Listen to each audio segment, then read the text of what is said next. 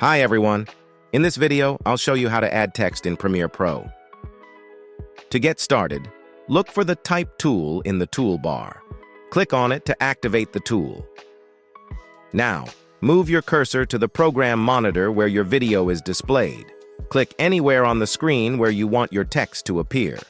Once you click, you'll see a text box appear. Simply start typing your text directly into that box. You can adjust the size and position of your text by clicking on the Select tool from the toolbar and dragging the corners and moving the text box.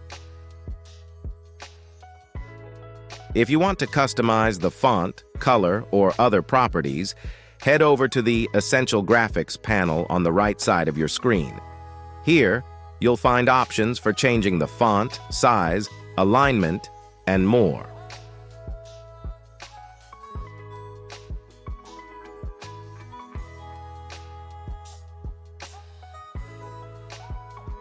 You can also add effects like stroke or shadows to enhance your text. Once you're happy with how your text looks, you're done.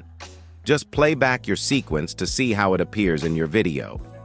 If you found this video useful, please show your support with a like.